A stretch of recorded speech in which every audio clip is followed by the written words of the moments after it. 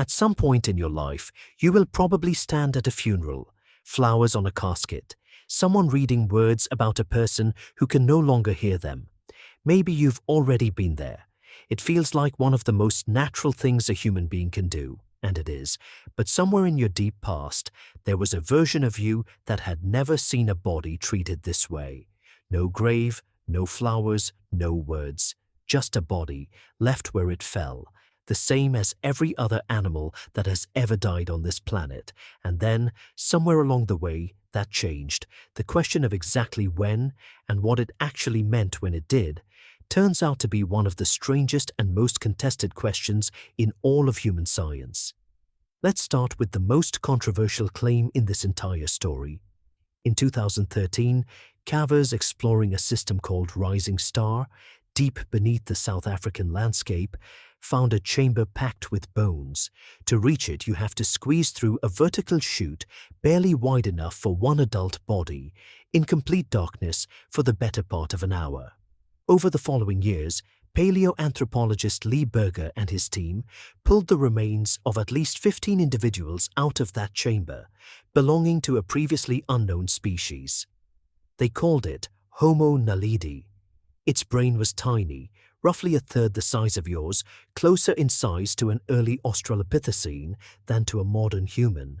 And for years, most scientists assumed a creature with a brain that small simply wasn't capable of complex, deliberate behavior.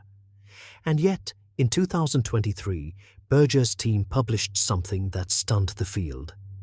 They argued that Homo naledi had deliberately carried bodies through that same brutal passage and placed them inside the chamber on purpose, arranged in shallow depressions that looked very much like graves, dated to somewhere between 240,000 and 335,000 years ago.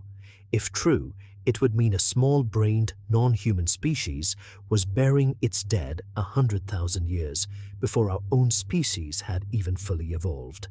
It would also mean that whatever burial actually is, it might not require the kind of intelligence we always assumed it did. Other archaeologists pushed back hard. The chamber is difficult to reach by accident, but not impossible. The depressions could be natural. As of now, the debate is still very much unresolved. But the fact that scientists are even arguing about whether a creature with a brain a third the size of ours buried its dead on purpose tells you something about how strange this question actually is. Move forward roughly 200,000 years and the evidence gets a lot less contested. In the 1950s, archaeologist Ralph Solecki was excavating a cave called Shanidar in what is now northern Iraq, when his team uncovered the remains of several Neanderthals. One of them, a man now known as Shanidar IV, was found surrounded by an unusual concentration of pollen, traces of flowers including yarrow, cornflower and hollyhock, clustered directly around the body. Solecki's team concluded the Neanderthals had laid flowers on the grave, and for decades, the so-called flower burial became one of the most famous images in all of paleoanthropology, proof that even Neanderthals grieved. Later researchers pushed back, suggesting the pollen might have been dragged in by a burrowing rodent rather than placed by hand, and for a while the flower burial fell out of favor as serious science. But here's what's fascinating.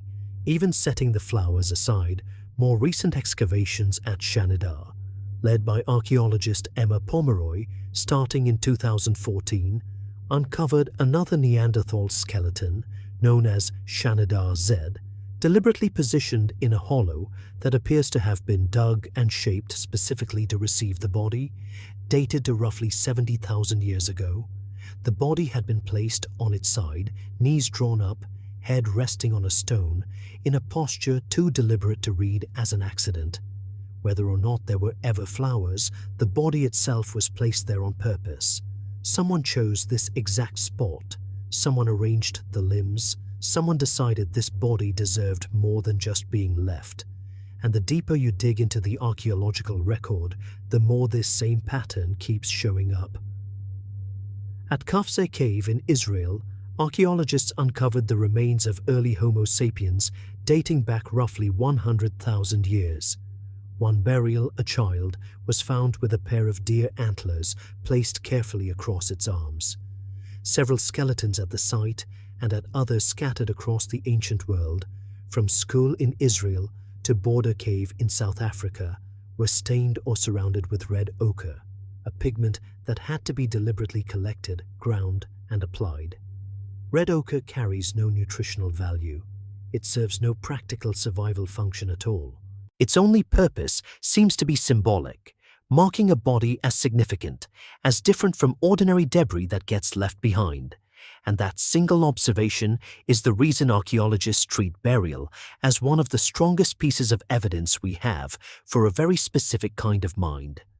To bury someone on purpose, you need to understand that the person is gone and is never coming back. You need to be able to imagine your own eventual death clearly enough to extend that same recognition to someone else, a stranger's death standing in for a death you have never experienced and never will until you do. That is not a simple instinct. That is abstract thought, applied to the single hardest fact any conscious creature will ever have to face. But the story doesn't stop at simple recognition. Sometimes it goes much further than grief alone.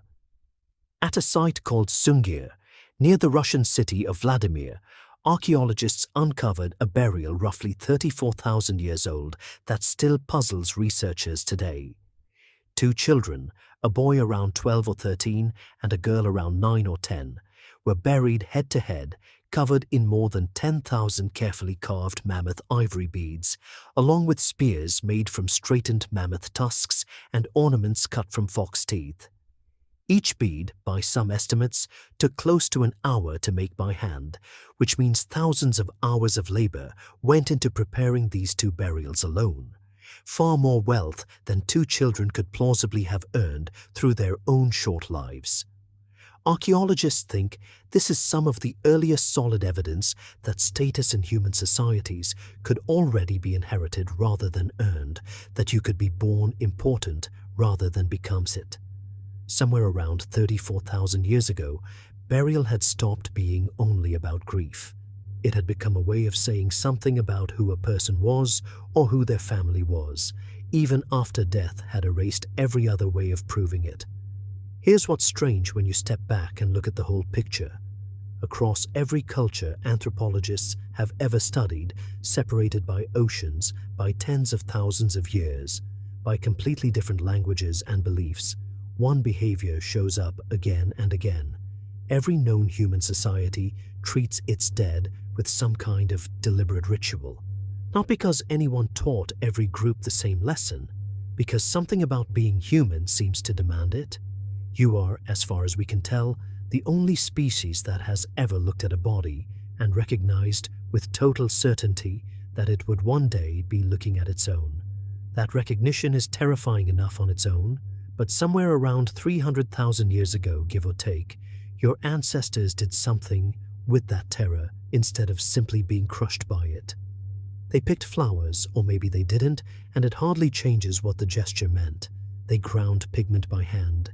They spent thousands of hours carving beads for children who would never grow old enough to wear them as adults. They turned the worst fact any conscious creature will ever face into an act of care. Every grave anyone has ever dug, going back to whichever ancestor did it first, is really the same message repeated for 300,000 years. You mattered, you were seen, you will be remembered for as long as anyone is still here to remember you. That's not a footnote to what it means to be human. For a very long time now, scientists think it might be the actual beginning of it.